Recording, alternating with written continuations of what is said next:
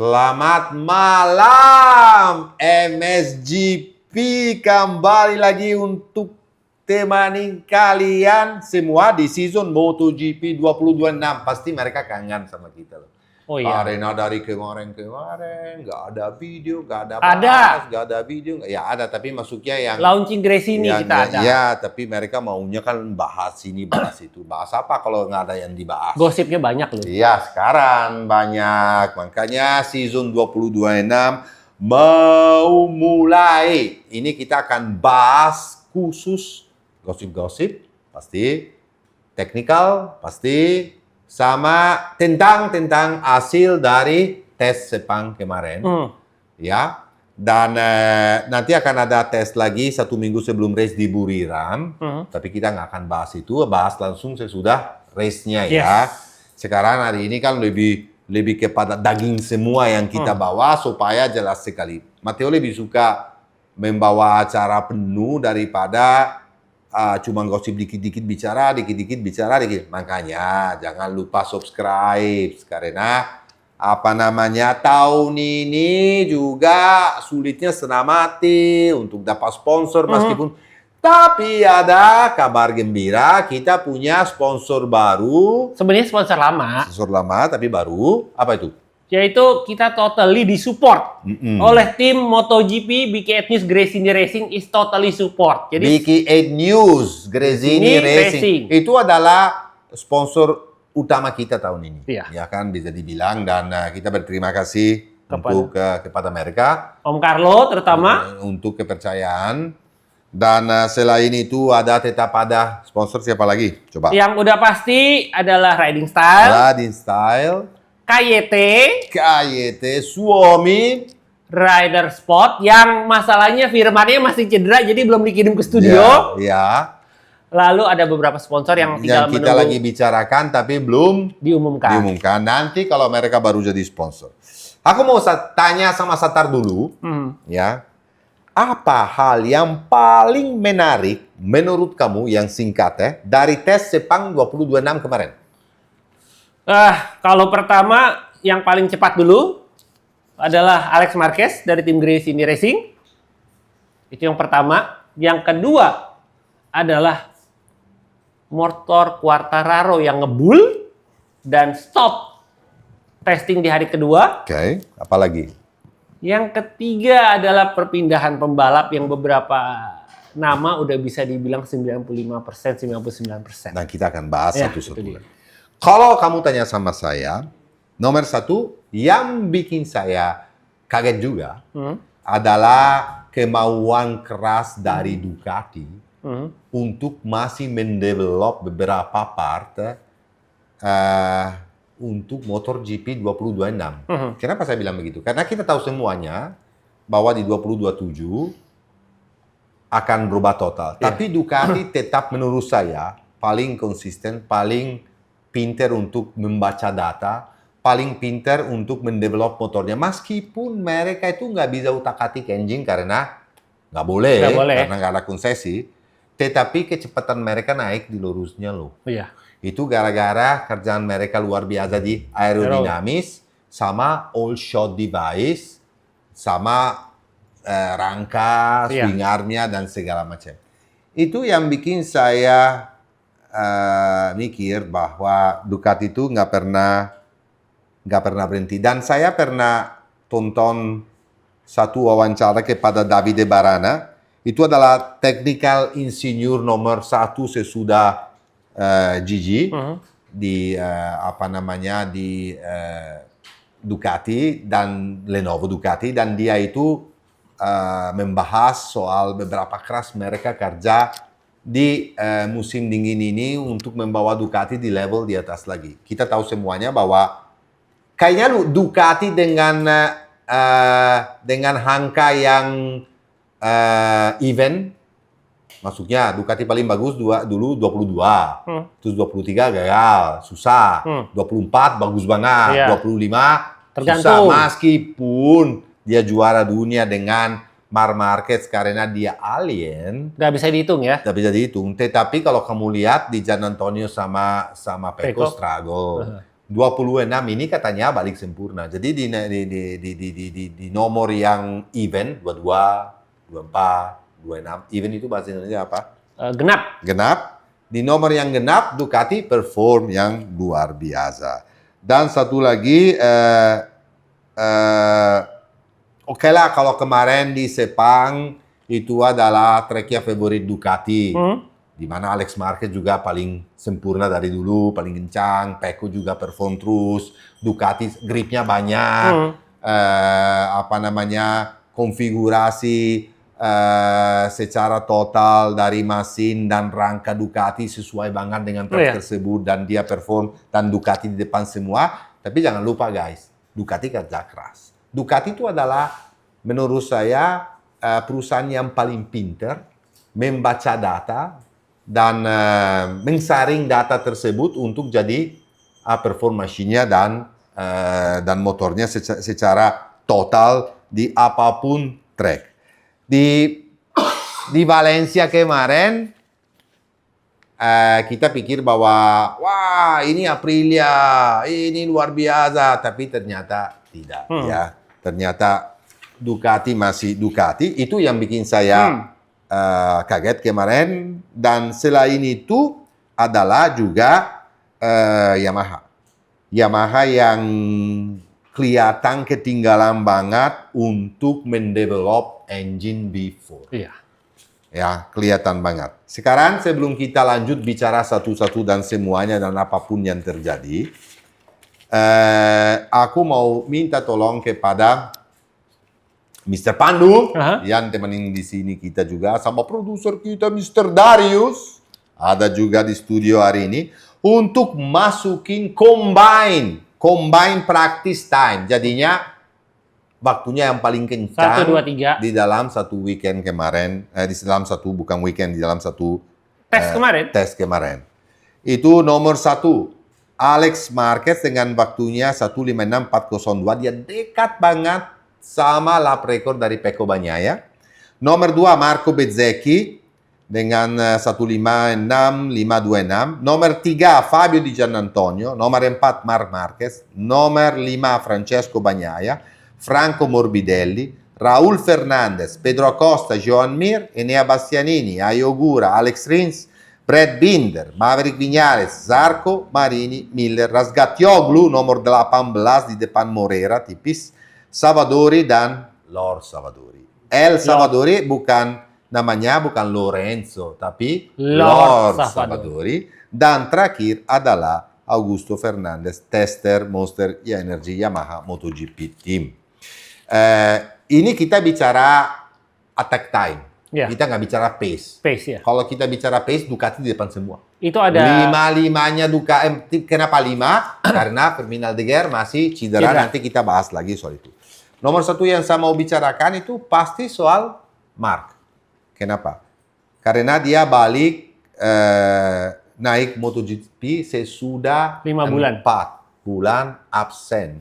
Terakhir dia di lap pertama Mandalika, di race panjang, dia kan ada crash dengan Marco Bezzecchi dan dia cedera. Dari situ dia nggak pernah naikin MotoGP. Baru kemarin terakhir beberapa minggu sebelumnya dia naikin Panigale V2, right?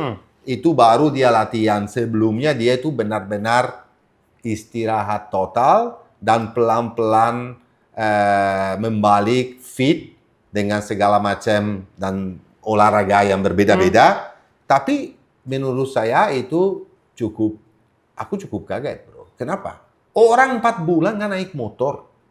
Ya, habis patah, dia balik lagi dengan motor baru dan langsung sekencang begitu. Yang punya race pace-nya yang luar biasa sebetulnya 3 orang. Adalah Alex Marquez, Pecco Bagnaia, dan Marc Marquez. Nah, mereka simulasi sprint race dengan waktunya 0.001 dari yang lain. Tipis banget. Dan kamu tahu, Marc kalau di race itu beda. Kalau di race dia tanduknya keluar. Ada kalau switch-nya beda ya. dia sendiri yang muter tapi kencang. Ya, itu saya bikin kaget itu. Dan Fabio Di Giannantonio sebetulnya kita nggak bisa tahu karena dia nggak mencoba simulasi sprint race, tapi secara total aku lihat kemarin dia sangat konsisten dan bagus. Oke. Dan jangan lupa, selain Marc Marquez itu kemarin sesudah 4 bulan nggak naik MotoGP udah perform kayak begitu, track ini bukan track Marc. Ya, kamu tahu sendiri. Iya. Ini tracknya nggak pernah dicintai sama Marc Marquez. Tapi dia tetap kencang sekali.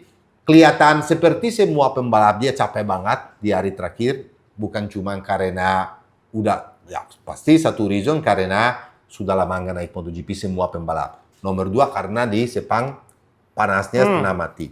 Nomor 3 karena kamu tahu aerodinamik dari MotoGP itu sangat downforce-nya sangat konsisten dan downforce-nya juga di tikungan itu sangat terasa.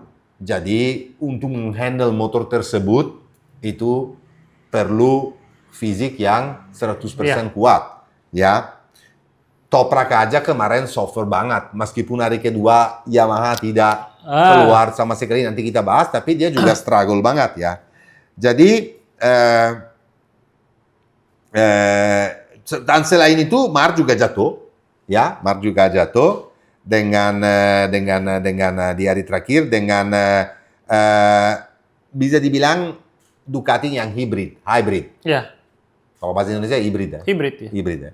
Hybrid kenapa? Karena dia pakai fairing bagian depan 20-25, tapi bagian samping dari 20-26. Jadi ini. Alex Marquez fast, sangat fast.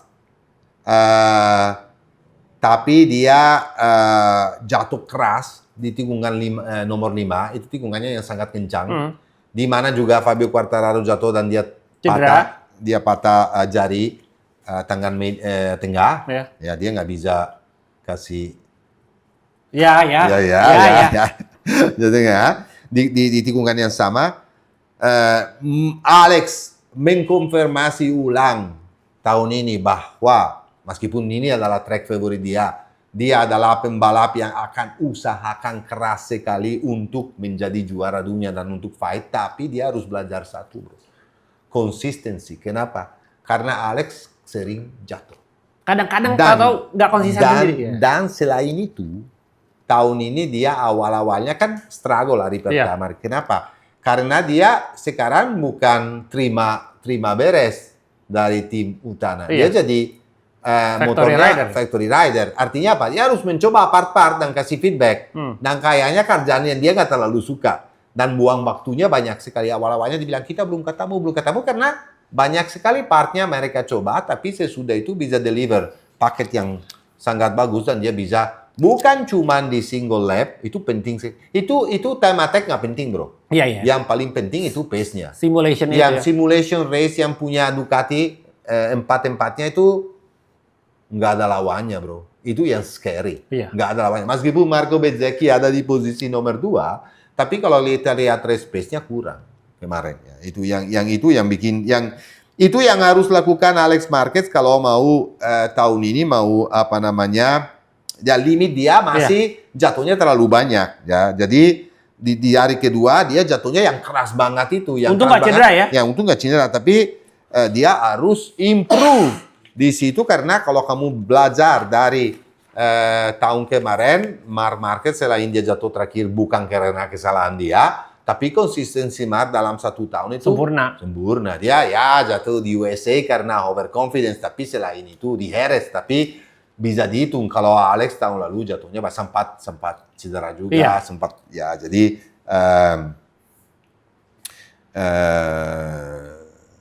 ini soal Bagnaia, aku bilang dia sangat positif kemarin. Lepas ya. Dia senang banget, dia bilang motor ini luar biasa, bagus banget, aku approve semuanya. Ini aku bisa break seperti saya maunya, sama kayak 2024, breakingnya hard banget dan segala macam. Hati-hati bicarakan Pecco. Menurut saya ini benar karena DJ juga bicaranya sama dan tahun lalu enggak. Tapi Pecco tahun lalu juga waktu habis tes bilang, habis tes Sepang tahun lalu dia bilang motornya enak banget, motor 22.5 lebih bagus dari 22.4, bla bla bla, tapi di Buriram semuanya amburadul. Dan Alex Marquez sangat konservatif bilang, oke lah di sini sempurna, tapi kita tunggu habis tes Buriram untuk lihat kalau motornya memang top atau tidak. Tapi menurut saya iya, karena kalau saya lihat Dija juga kemarin bagus ya. Kalau Fermin Aldeguer kemarin nggak ada karena dia cedera, makanya cuma 5 Ducati kemarin turun. Aku dengar wawancara kepada Michele Mazzini dan mereka usahakan dia akan coba datang di Thailand untuk lihat kalau bisa lewatin ujian dari klinik, tapi di track. Tapi menurut saya dia nggak akan turun. Karena karena begitu kemarin launching Big Cat News Racing di Malaysia, aku di sana, aku ngobrol sama Michele, aku ngomong sama Carlo, sama anak-anak yang lain.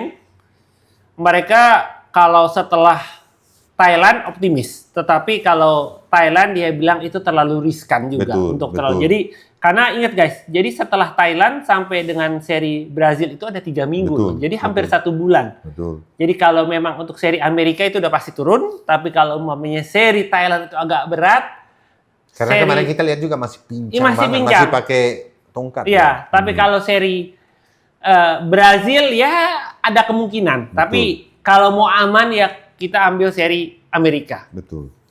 Sekarang aku minta bantu sama Pandu untuk naikin foto yang Ducati dari depan yang tahun lalu sama tahun ini. Karena kemarin Ducati bawa fairing baru yang gede banget itu. Kayak alis mata gitu dua ya ke bawah. Enggak, yang 22.6 itu dia pakai ya masuknya di box ya. Itu winglet jadi box winglet seperti semua ya. Karena kan nggak boleh lagi yang sendiri-sendiri. Tapi sangat gede banget, sampingnya jadi gede banget juga karena tapi dengan fairing baru tersebut semua pembalap termasuk Marc Marquez komplain karena katanya dengan full 22.6 handlingnya motornya kurang lincah. Terlalu berat. Coba kalau di track seperti Sepang, di mana handling nggak begitu penting sebetulnya karena flowing, mereka masih bilang begitu, berarti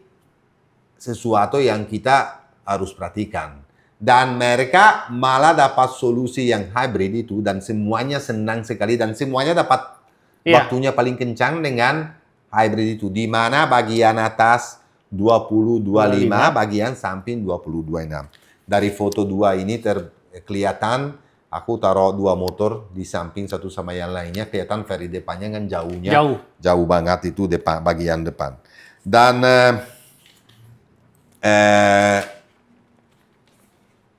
yang garis besarnya yang saya lihat dari semua motor kalau kita bicara aerodinamis ya bro, cuman bicara itu.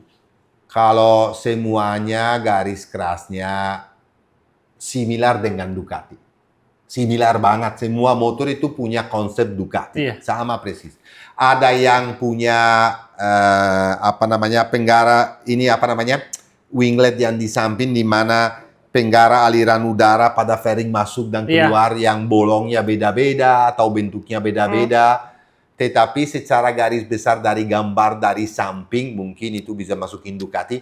Semua motor yang saya perhatikan satu-satu itu plus minus sama aja konsepnya. Bagian belakang buntut belakang juga semuanya pakai winglet, kecuali Aprilia kemarin sesuatu yang berbeda punya non-test, tapi yang lainnya mau Ducati, mau KTM, mau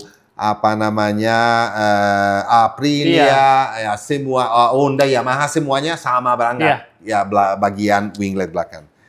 Jadi kenapa memang semuanya hampir sama? Karena memang kerjaan yang dilakukan sama Ducati itu paling sempurna.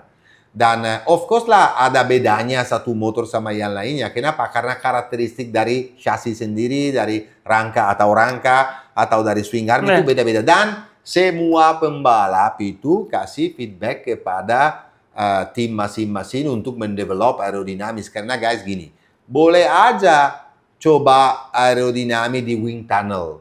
Ya, kalau bahasa Indonesia wind tunnel itu terowongan angin. Terowongan angin itu bisa aja dicoba dan dapat data dan sesuai dengan matematika dan logika matematika. Tetapi Yang terakhir harus bicara itu adalah pembalap. Kalau di Formula 1 beda. Pembalapnya MotoGP masih punya banyak hal. Karena kalau dia nggak punya feeling yang bagus soal aerodinamis, kan, kata terakhir dari pembalapnya penting sekali oleh insinyur untuk membentuk motor sesuai dengan rangka dan chassisnya dan swing armnya yang tersebut ya. Makanya mereka similar tapi nggak sama persis.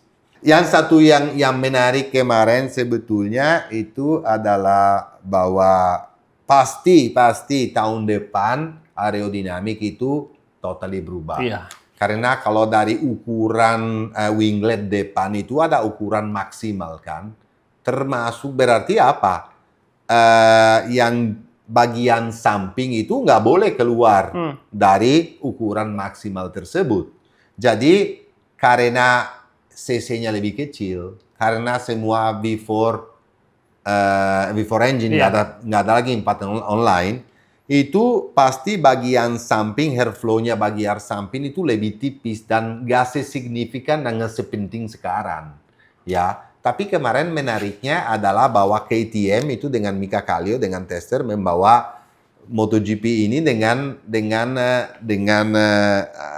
fairing yang sudah akan dipakai di tahun 2027. Iya. Dan di situ kelihatan banget. Nanti mungkin Pandu tolong masukin foto Mika Kallio ya yang saya ada. Kelihatan bahwa dari samping itu lebih ramping jadinya motornya ya, karena tahun depan itu nggak boleh pakai all-shot device, nggak boleh ini, nggak boleh pakai itu. Jadi itu akan menarik. Makanya saya bilang meskipun tahun ini adalah tahun terakhir, tapi semuanya kerja keras sekali untuk membawa. Karena itu guys, mau atau nggak mau tahun ini adalah tahun yang dimana akan ada satu orang yang jadi juara dunia. Iya. Dan semua tim akan berharap. Meskipun menurut saya cerita lama, lagu lama. Ducati menurut saya di atas semuanya. Oke. Terakhir saya mau bicara soal Ducati, soal Dija. Kenapa kemarin dia perform? Kenapa dia ada di atas? Kalau saya nggak salah di timing tadi kita baca. Iya.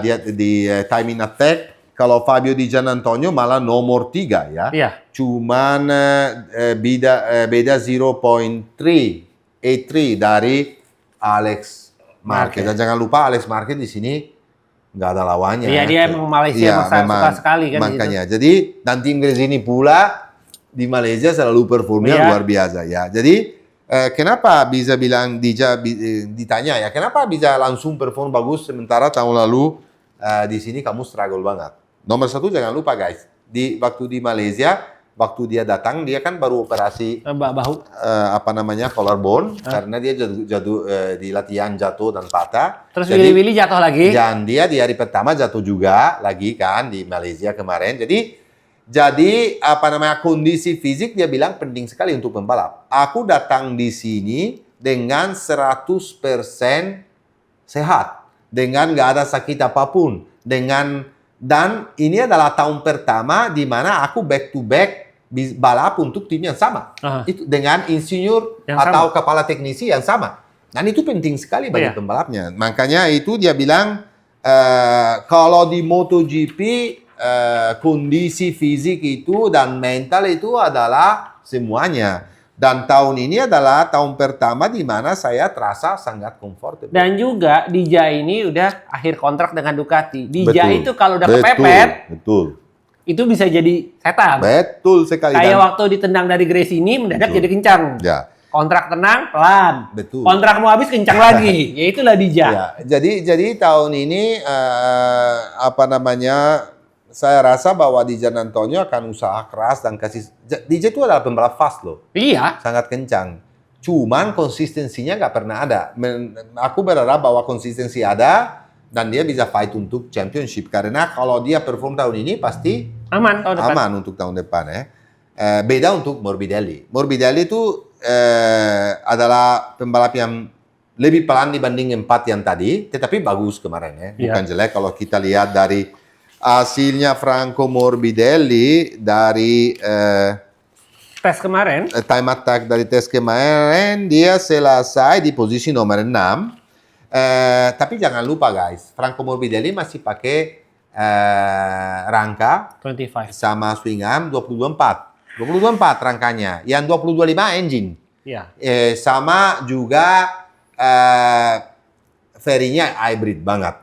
Jadi dia nggak punya bahan yang sama dengan GP26, bisa dimengertikan itu. Tetapi rangka GP24 oke, karena memang bagus banget menurut saya. Engine 22, udah dikonfirm sama Ducati bahwa engine yang dipakai tahun ini adalah engine sama persis yang dipakai 2025. Karena mereka nggak boleh diapa-apain. Bukan, tapi balik ke 2024. Kenapa lebih enak motornya? Karena mereka udah tahu masalahnya GP2025 apa. Tapi karena nggak ada konsesi, mereka nggak bisa berubah apapun lagi. Ya jadinya ya sampai akhir tahun, dia harus membawa motor tersebut. Di mana juga mau bilang apa? Iya. Jadi juara dunia. Mau dibilang jelek? Dia menang berapa race? Iya. Dia gapnya berapa? Ya jadi ya guys, mau atau nggak mau ya begitu. Tapi Morbidelli ya juga adalah salah satu pembalap di mana berisiko banget untuk dapat tempat tahun depan di MotoGP. Karena saya nggak yakin juga bahwa VR46 masih mau bertahan sama dia. Kemungkinan kalau misalnya Celestino Vietti tahun ini bagus bisa banget di Moto2, bisa jadi juara dunia, tahu dia bisa setiap race fight untuk podium, kemungkinan besar VR46 akan membawa Celestino Vietti. Kenapa? Karena dia adalah pembalap VR46 yang terakhir ya pembalap dari range yang terakhir, dari range, Jadi tapi kalau dia nggak perform, bisa aja Valentino Rossi atau tim VR46 ganti dengan pembalap yang berbeda. Bisa aja mereka mengkontrak pembalap baru dari Moto2 atau siapa. Kalau sekarang aku mau switch kepada Marco Bezzecchi dan bicara sedikit tentang Aprilia. Marco Bezzecchi kemarin sangat strong kalau time attack. Tapi kalau di race pace kurang banget kemarin. Jadinya kalau time attack oke guys lah, you turun lah, you pasang ban baru, you give everything, you dapat waktunya. Tapi itu nggak penting. Race pace yang paling penting. Dan Aprilia masih, menurut saya adalah motor paling bagus sesudah Ducati, masih sedikit di atas KTM, masih.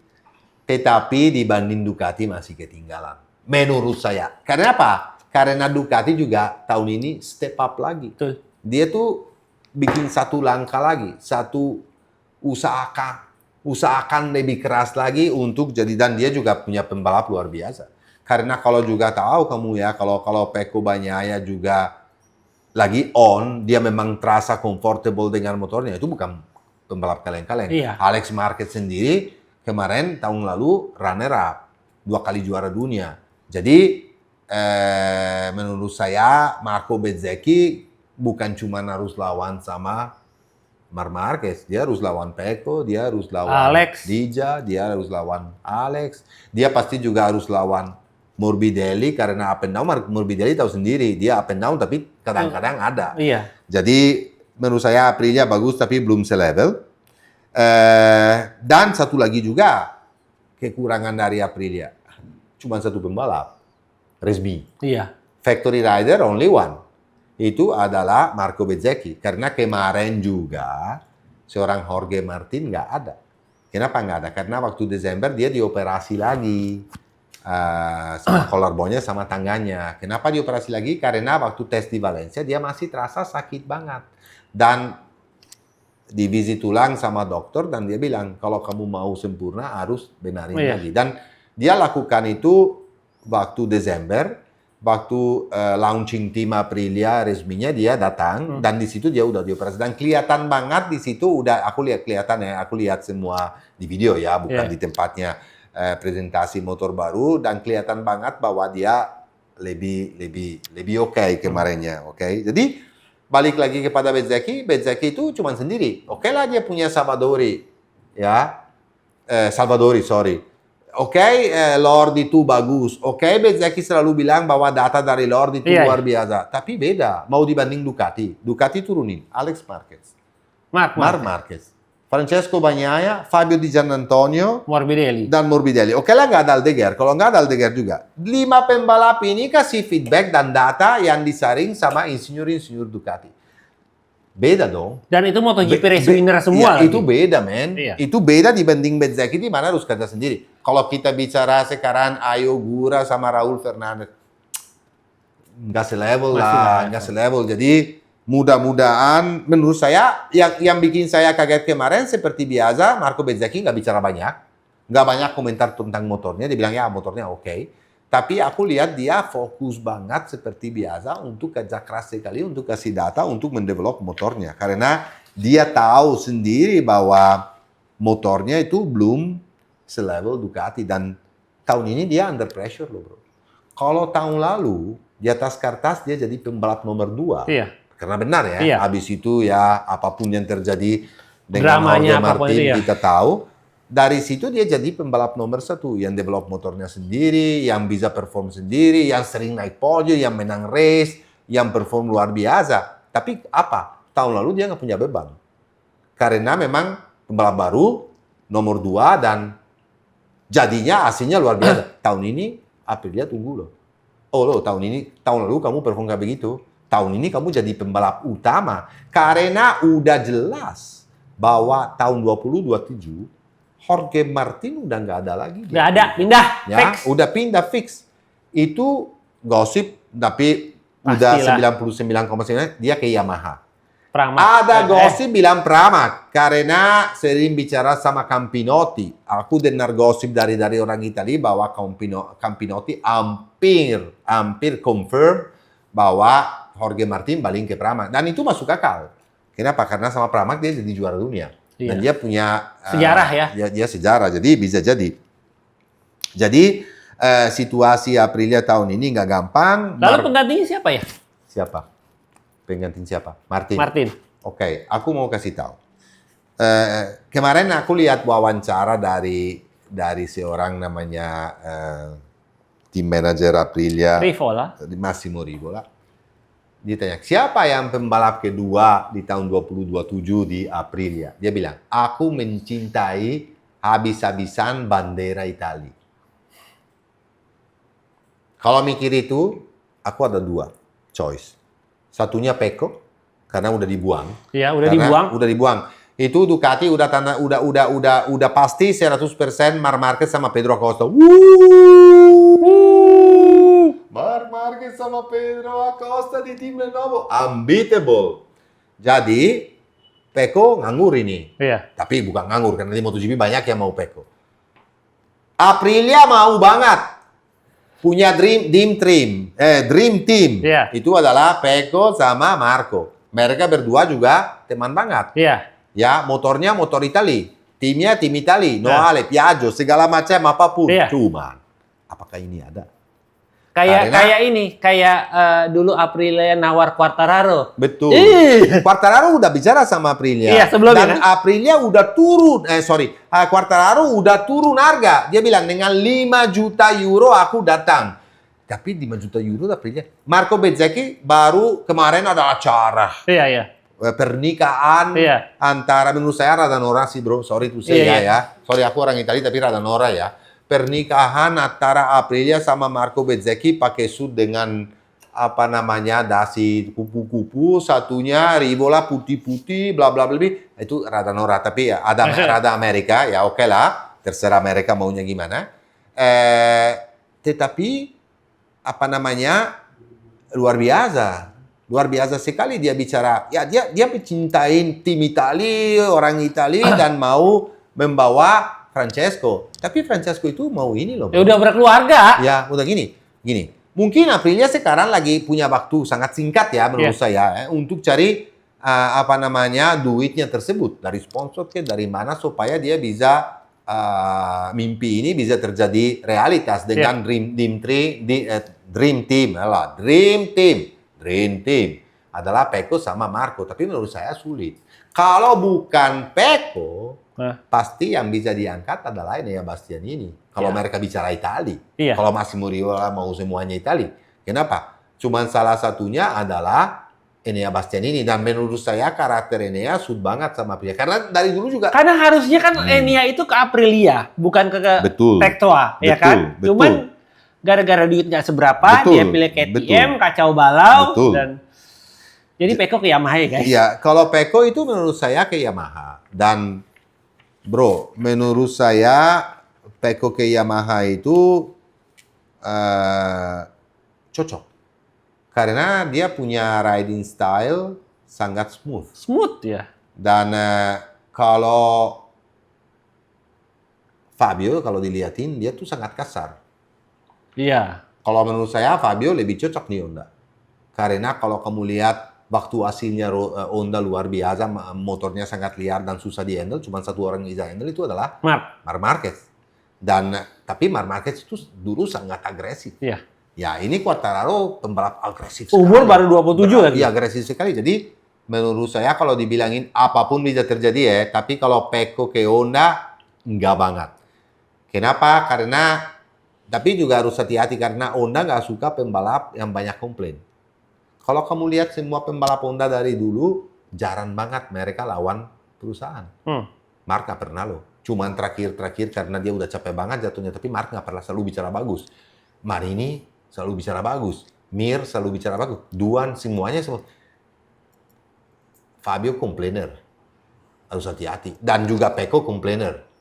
Tapi ya, mereka nggak ada option. Iya, mereka nggak ada option. Mereka itu, Honda juga nggak punya sekarang option Honda juga. harus membawa memang pembalap prima. Karena menurut saya motor udah bagus, tapi dia kurang punya pembalapnya. killer rider. Balik lagi kepada Aprilia, mungkin Pandu bisa, karena kita lagi bicara Bezzecchi tadi ya, sorry kita kesana kemari ya.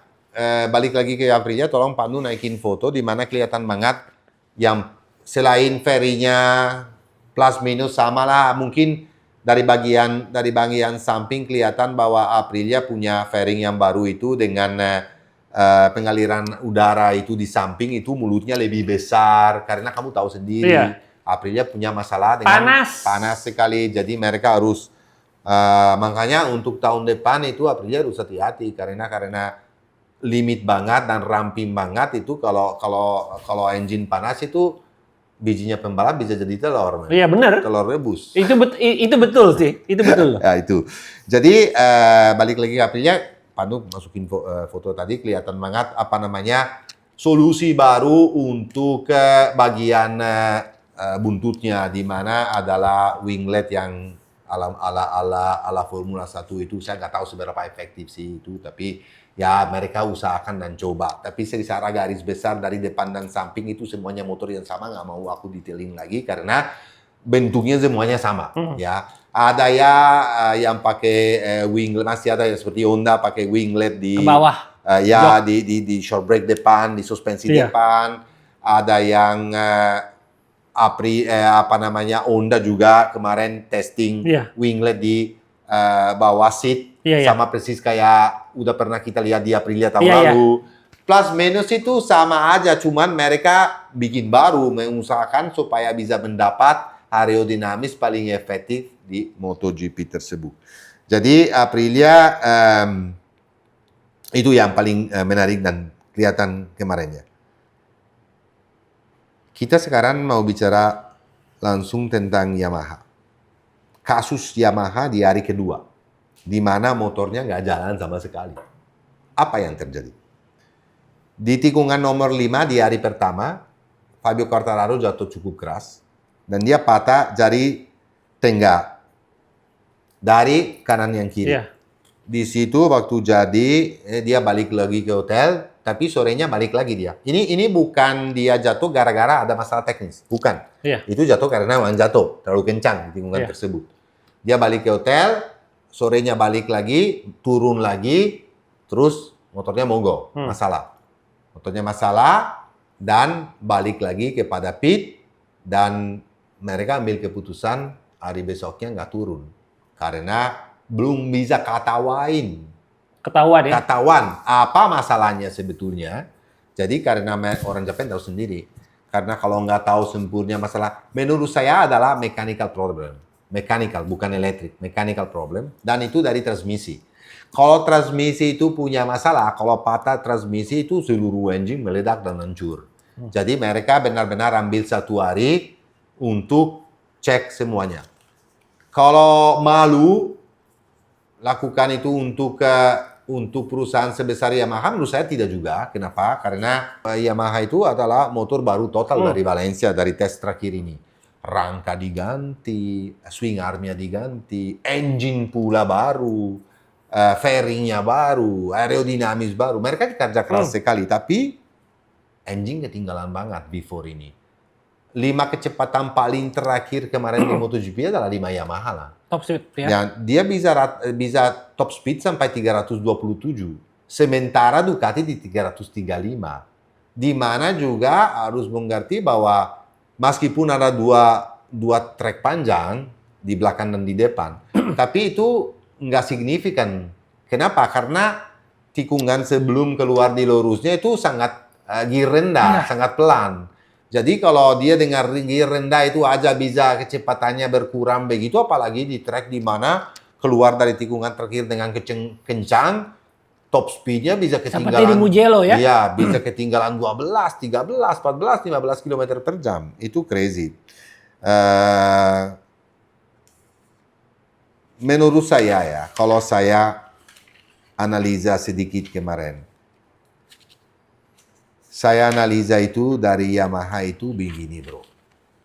Mungkin kemungkinan besar itu adalah miskomunikasi antara yang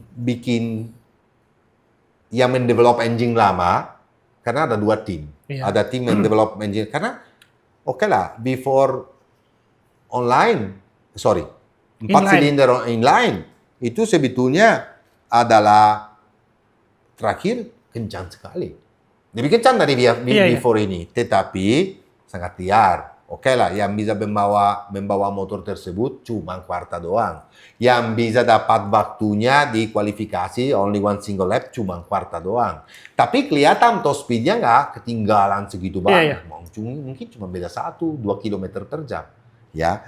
Jadi menurut saya sebetulnya untuk mendapat power yang sama dari 4 online ke V4 itu sebetulnya sangat gampang. Kenapa? Karena konfigurasi ruang bakar di mana biasanya karakter tenaga kas mesin 4 silinder segaris itu diwarisi sebetulnya, bisa dapat data. Ini saya guys baca karena bahasa Indonesia, ini harus terjemahin supaya soalnya kalau teknikal itu susah saya bicara ya. Itu sebetulnya bisa diwarisi orang tahu karakteristik dan data semua 4 online, bisa aja mendapat data supaya power before itu sama persis. Tapi menurut saya adalah miskomunikasi atau kerjasamanya yang nggak benar antara yang masih mendevelop tahun lalu 4 online sama V4, karena timnya yang berbeda. Jadi berkomunikasi antara tim Japan sama tim Italia itu masih ada yang ngemis, bro. Oke lah, Yamaha investasi itu banyak sekali ya. Kenapa? Karena dia mendapat Max Bertolini, mendapat beberapa insinyur Italia untuk mendevelop engine ini. Tapi tetap aja mengkomunikasi dengan Jepang itu menurut saya terjadi sesuatu ya sama yang seperti tahun lalu awal-awalnya terjadi atau tahun sebelum-sebelumnya terjadi kepada Honda. Di mana satu figure ya, satu bos yang bisa ambil keputusan tidak ada sama sekali. Ya, tidak ada sama sekali. Jadi masalah ini adalah bahwa nggak ada satupun yang bisa ambil putusan yang seharusnya untuk development engine yang V4. Dan komunikasi antara 2 tim itu ada ngemis karena nggak ada satu orang yang figur. Contohnya, kenapa sekarang Honda bisa punya orang itu dan bisa beres semuanya? Karena Insinyur Albesiano datang dari Aprilia dan dia ngapain? Memanage tim dan semua departemen technical department untuk supaya kerja samanya itu lebih sempurna dan lebih fokus. Gak pecah-pecah. Kenapa? Karena dia sendiri yang punya kuasa untuk kasih perintah. Dan juga untuk segi komunikasi, chief test rider-nya Pak RT kan? Jadi ya, komunikasi antara Pak RT dengan Romano Albesiano udah langsung. Betul. Nggak pakai Mungkin dengan bahasa isyarat juga mereka udah nyambung. Berarti dialog antara Departemen Dialog Balap Jepang antara- dan Italia belum terjalin dengan baik. Jadi ini pernah kejadian di tahun 2015 ketika Mark waktu 2015 dia diskusi dengan Jepang, mekanik di Jepang, lalu dia butuh penerjemah tentang floating feeling. Betul. Tetapi translator kan sulit dengan bahasa floating feeling. Orang Jepang di translasinya mungkin melayang, Mark merasa seperti melayang. Jadi itu hal satu kalimat tetapi interpretasinya beda itu loh guys.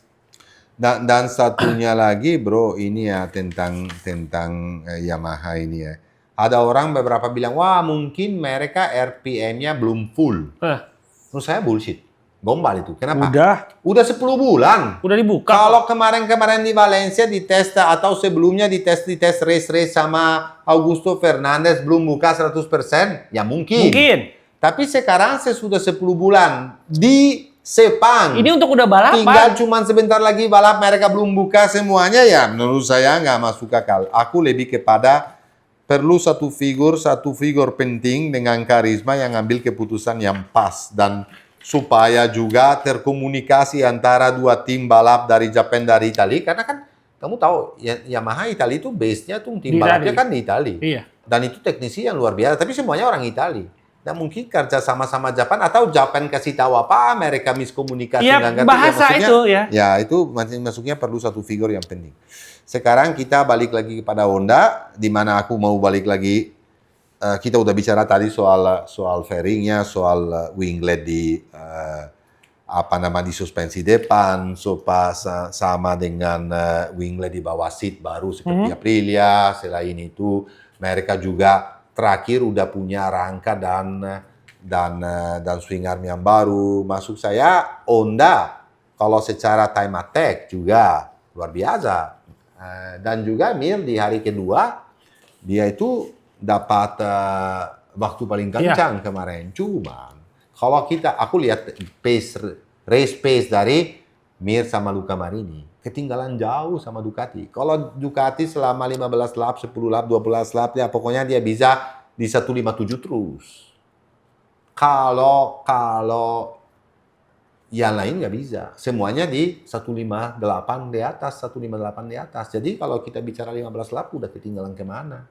Jadi Honda punya performa di time attack. Honda improve ya. Menurut saya improve a lot ya. It's not so bad kemarin. Tetapi ketinggalan. Ya Mir sama Marini tahun ini harus prestasi. Harus prestasi karena salah satu dari mereka itu akan hilang. Kenapa? Karena udah jelas Quartararo pasti Honda. Kalau kita bicara pembalap. Mir, apakah yakin dibuang Marini? Aku nggak yakin. Oke lah Mir udah pernah jadi juara dunia. Oke Mir itu bisa time attack dan segala macam. Tapi akan lihat konsistensi. Dan jangan salah, Honda suka banget kerjanya Marini. Karena dia kasih feedback yang luar biasa. Dan mungkin untuk jadi sampingnya dari Quartararo paling pas itu paling karena Marini. Pembalap itu ada butuh yang untuk menang, satu yang konsisten. Ya betul. Yang istilahnya tidak ambil resiko. Jadi kalau kita lihat Quartararo yang menang, Mir yang akan Marini akan finisher. Jadi itu kombinasi yang menarik sebenarnya.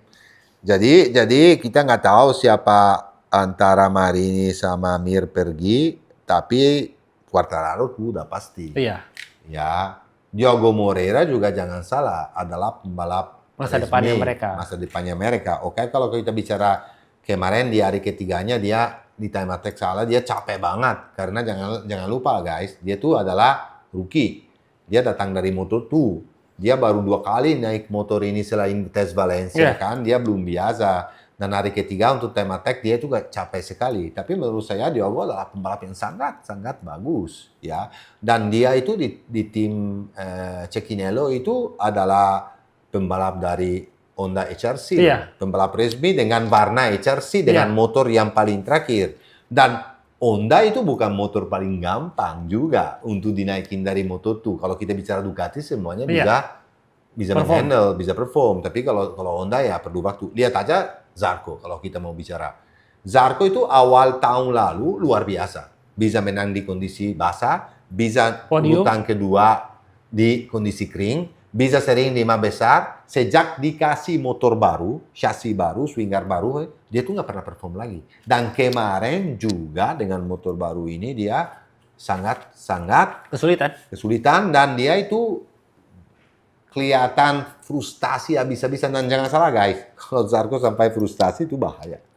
Udah kita punya pengalaman dulu di KTM, di mana dia pergi. Dia frustasi, dia lagi nggak, kata orang-orang kemarin di Sepang, teman-teman di sini, dia kelihatan nggak tenang, marah-marah terus. Gara-gara dia nggak sesuai dengan motornya. Of course lah, Honda nggak mungkin bisa balik lagi ke motor yang sebelumnya, karena udah disukai oleh Marini dan Mir, dan mereka udah prestasi dengan motor ini. Saya rasa bahwa Honda tahun ini akan gampang 10 besar dan sekali-sekali bisa prestasi di Podium. di podium di track tertentu. Untuk tahun depan beda cerita, karena akan baru untuk para semuanya. Kalau KTM, lanjut ke KTM, kita bicara KTM, kita bisa bilang bahwa membawa banyak barang juga. Ya, apalagi dari fairing, meskipun balik lagi bentuknya itu sama semua, ya aku nggak mau bahas soal fairingnya lagi. Tapi yang bikin saya menarik kemarin adalah lihat Mika Kallio pakai motor yang baru. Motor yang baru dengan bukan 850 cc ya, motor 1000 tapi dengan fairing yang baru untuk mempelajari aerodinamis, itu sesuatu banget. Acosta sama Viñales mendapat chassis baru, sama swinger baru, di mana mereka bilang bahwa kalau dua-duanya punya opini yang berbeda tentang chassis, makanya kemarin Enea Bastianini sangat kecewa. Dia bilang, aku tuh belum bisa coba, kemarin belum coba chassis yang baru, belum coba rangka baru, dan saya pengen banget cobanya, karena dengan ini aku masih ada kurang banget. Mungkin aku punya kesempatan untuk coba di Thailand, di Buriram, tapi aku kecewa sekali. Saya dengar juga opini dari dua pembalap beda-beda, meskipun positif. Viñales cuman sepakat dengan satu kata, bahwa motor KTM 20 RS ya? RS 26 ini, RS, bukan ya? Bukan. RC. Sorry, balik lagi. Kata dari dua pembalap itu, satu yang sama adalah bahwa RC ini, 226 ini, KTM itu lebih gampang dibawa ke limit dibanding yang tahun lalu. Dimana kamu tahu sendiri, Acosta wala-wala struggle apa untuk bisa mengikuti Ducati dan fight untuk podium, di mana bisa fight untuk podium. Acosta itu mendorong motornya habis-habisan. Sebelum Acosta yang bagus adalah Viñales sebelum cedera ya.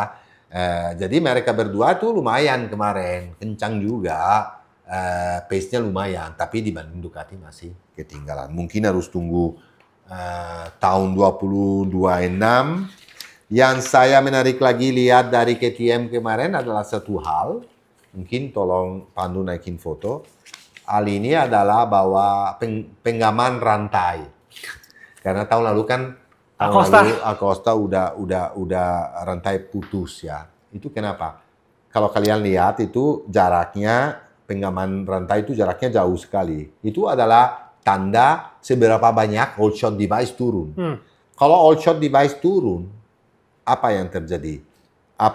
Asnya motor pindah beberapa miling ke depan. Rantai akan tak. Ya, rantai tak, cuman kalau misalnya jalanannya bumpy. Iya. Tracknya bumpy. Iya, bumpy. Bumpy atau berlobang dikit. Jadinya waktu dia turun, maju dikit, sering kan di luar tikungan atau di tikungan dia bumpy atau waktu di braking. Ya, jadi apa yang terjadi? Rantainya karena jadi kendor dikit, gara-gara maju ke depan. Sekarang ada penggamannya. Jadinya kenapa? Bisa juga majuin lagi beberapa mili kalau turun. Kenapa? Kalau motornya lebih pendek, kalau turunnya sampai habis banget, itu power yang bisa dipakai untuk keluar dari tikungan itu lebih banyak. Jadinya akibatnya adalah bahwa kecepatan di straightnya itu lebih bagus. Jadi Enea struggle, Enea nggak senang, Enea nggak dikasih par baru. Kamu bisa tanya, gimana Binder? Binder nggak ada yang bicarakan soal dia. Dia lo nggak ada yang ngebahas lo? Nggak dibahas sama sekali. Binder saya rasa itu juga dia nggak coba juga chassis baru, nggak coba. Semuanya nggak coba. Dan saya rasa bahwa Binder itu harus berhati-hati banget tahun ini. Dia harus perform, dia harus usahakan paling minimal itu selesai di depan teammate-nya sendiri. Kenapa, bro? Kalau enggak, teammate-nya itu Acosta loh.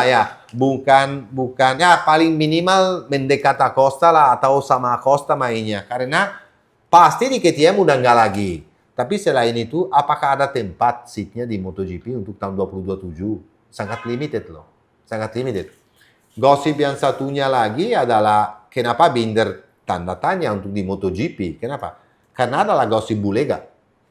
Bulega adalah pembalap resmi Ducati di Superbike. Kalau misalnya Bulega tahun ini jadi juara dunia. Yang mau banyak loh. Dia juara dunia. Dan dia itu adalah tester dan developer GP27. Plus Pirelli. Sama dengan Pirro kan. Iya. Jadi Pirelli dia udah biasa. Kenapa? Karena di Superbike pakai Pirelli. Selain itu, MotoGP tahun 2027 lebih gampang. Kenapa? All shot device semuanya nggak ada, semuanya di limit, banyak Pirelli, motornya lebih kecil, handlingnya lebih bagus. Jadi, apa yang bisa terjadi? Ya, bisa terjadi bahwa misalnya Bulega itu bisa naik ke MotoGP, tapi kemana? Aldeguer itu adalah di tim Gresini dan pembalap resmi. Dan pembalap Ducati, bukan dikontrak oleh Gresini. Nomor 2, Pedro sama Marc, udahlah 2 tahun kontrak. Ya bisa aja dia naik ke tim Gresini. Kamu tanya sama saya, kok gitu sih? Alex gimana? Ada gosip. Dibayar mahal banget. Ya, ada gosip. Kemarin tim Tektrua ada di Austria untuk rakit motornya untuk tes Sepang. Ada burung yang bicara dari tim Tektrua bahwa mereka waktu lagi rangka motornya untuk tes di Sepang, lihat ada seorang namanya Alex Marquez bicara di Austria. Bersama Gunter Steiner. Ya, bisa aja. Dia bicara, kenapa Pedro Acosta pergi? Jadi, pembalap utama KTM bisa jadi Alex, kenapa enggak? Iya. Pasti ini Ininya gede banget loh. Gede banget. Gede. Kalau misalnya Alex itu bilang, waduh, karir saya udah nggak muda lagi. Tahun ini dia akan usahakan keras dan coba untuk jadi juara dunia. Tahun depan, ya mungkin dia lihat ini, bro. Kalau KTM tawarannya bagus, tahun 2027, kenapa enggak? Kita nggak bilang KTM, kita bicara Gunter Steiner yang dari F1, yang duitnya nggak seri. Kalau dia naik ke KTM itu, jadi Aldeguer pasti ada, satu lagi bolong. Daripada aku ambil pembalap dari Moto2, mendingan Bulega. Kalau jadi juara dunia di Superbike ya. Kenapa Pirelli? Kenapa? Karena kemarin juga nggak jelek banget waktu terakhir dia. Belum biasa tapi lumayan bagus. Ya, tapi gini. Terakhir yang saya mau bicarakan, saya tinggalkan dia paling terakhir. Tapi saya mau bahas karena pasti semuanya mau dengar tentang komentar itu. Komentar saya tentang seorang Toprak Razgatlioglu. Kita belum bahas Mr. Toprak. Tapi sekarang aku mau bahas karena banyak poinnya. Guys, nomor 1. Toprak kemarin kecewa. Kecewa banget. Dan menurut saya masuk akal. Kenapa, bro? Dia di Superbike, kalau bukan nomor 1, nomor 2. Fighting untuk posisi nomor 1. Ya, waktu dia kalah lawan Bautista karena Ducati luar biasa dan Bautista luar biasa, paling minimal dia runner-up. Ya, dia juara dunia. Berkali-kali di Superbike. Dia selalu paling kencang. Dia selalu paling bagus. Dia selalu top of the top. Dia biasa terasa raja. Tiba-tiba datang ke MotoGP, hasilnya jelek banget. Ketinggalannya jauh sekali. Kenapa itu terjadi? Dan dia benar, dia harus kecewa. Bukan karena dia nggak punya talenta. Menurut saya, talenta Toprak itu adalah talenta yang luar biasa. Cuman ada faktor. Di Superbike itu cara membawa motor, riding style adalah very late brake, rem sangat habis-habisan dekat tikungan, sangat dekat, dan habis rem lurusin motor dan gas buka habis-habisan. MotoGP nggak bisa begitu, perlu rolling speed. Banyak kan rolling speed dan kamu harus sangat halus di braking-nya. Ingat nggak? Waktu Bulega baru dari Superbike dia jatuh juga di race karena terlalu kasar. Dia juga biasa dengan dia komplain sama, bilang nggak biasa Superbike, aku harus mikir ini MotoGP bukan Superbike, ini MotoGP, ini remnya nggak bisa sama, ini remnya harus lebih halus, ini remnya nggak boleh kasar, ini remnya harus apa namanya kalau gradasi rem Smooth. ya Bertahap. modular, remnya harus modular, nggak bisa langsung. Kalau motor biasa, kalau kita langsung direm begini, dia mau berhenti. Kalau ini ya dengan remnya kecepatannya yang sebagus apa namanya MotoGP itu bisa kacau balau ya. Jadi pasti dia harus ganti riding style. Di mana Toprak itu softer. Kenapa? Dia bilang aku nggak pernah bagus kalau di rolling speed. Kalau di tikungan itu kayak kemarin aku di atas pembalap yang lain, aku aja lihat di tikungan yang kencang itu mereka jauh lebih kencang daripada aku. Aku ketinggalan jauh sekali. Jadi ganti riding style. Dan selain itu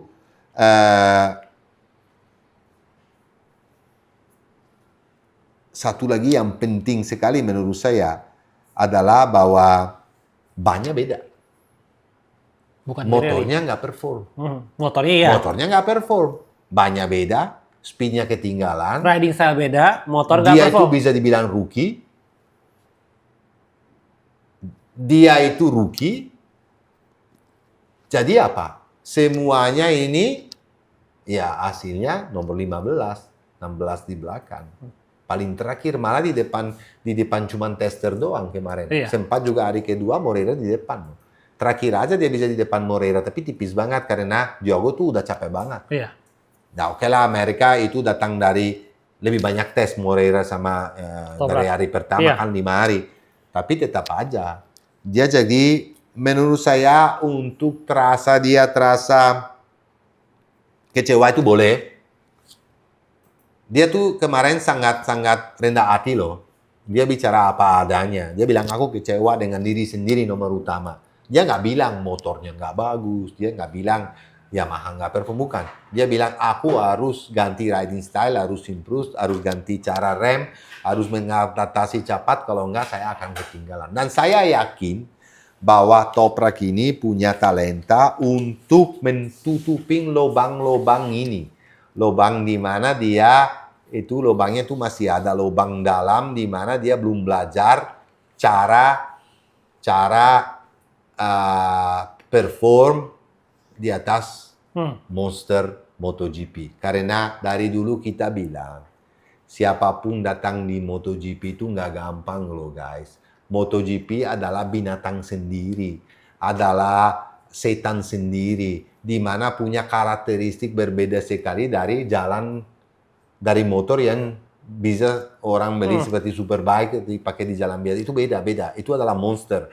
Jadi untuk mensesuaikan diri mau sebagus apa juga, oke lah orang bisa bilang, Matteo tapi waktu bench pace dari Superbike langsung ke Yamaha langsung MotoGP langsung perform. Oh beda. Itu saat itu beda, fairing-nya nggak ada, post-shot device nggak ada, elektronik sangat gampang sekali, beda. Era 2000 itu adalah era terdekat antara MotoGP dengan Superbike. Ya beda. Jadi guys, saya berharap bahwa ini cukup. Kalau ada yang mau tanya lagi, sorry kalau kadang-kadang harus baca yang saya tulis sendiri karena kadang-kadang aku bahasa Indonesia dalam bahasa teknikal itu rada sulit, jadi saya harus baca. Tapi saya berharap bahwa kalian semua senang dengan MXGP hari ini. Tolong subscribe, tolong kasih komentar kepada kita yang banyak-banyaknya supaya kita nanti di episode yang di depan kita bisa bahas lagi. Thailand. First race Thailand. Kita akan bahas. Mungkin Basatar mau belum, nanti akan ada tambah-tambahan gosip di Thailand ya untuk keputusan pembalap-pembalap akan kemana. Kemungkinan bahas sebelum race pertama udah ada, nanti akan kita bahas. Menurut saya mereka tunggu umumkan utama dulu bahwa Marc Marquez perpanjang. Itu kuncinya dua orang itu kuncinya itu. Saya yakin bahwa Marc Marquez udah tantangan kontraknya. Udahlah. Dan Acosta nggak tahu kalau udah tantangan tapi pasti. Itu gosip udah kemana-mana. Dan guys, Acosta sama Mar di satu tim guys, wow, scary man. Yang pembalap yang udah bisa kita pastikan pasti nggak akan kemana-mana, Marc, lalu Acosta, No, Costa ke Ducati. Ya ke Ducati maksudnya. Ya, udah kemana dia? Firman Pasti Firman masih di sama Gresini, Gresini. pasti. Yang lainnya, Marco Bezzecchi udah tanda tangan. Bezzecchi, Ya, udah. pastilah. Quartararo meskipun dia awal-awalnya kayaknya ditegor dia. Dia kayaknya di satu latihan pakai apa t-shirt HRC. Ya jadinya dia waktu latihan di rumah jadi dia udah ditegor bahwa sebetulnya nggak boleh umumkan sebelum mungkin Yamaha juga mendapat pembalap Yang selevel lah. yang selevel dan resmi. Ya bisa Yamaha resmikan. Kalau Yamaha resmikan baru pembalap boleh resmikan. Tapi nggak boleh seperti dia. Kalau pakai kaos juga nggak bisa lah. Nggak boleh. Tapi katanya ada gosip begitu kemarin. Oke guys, ciao. Ciao.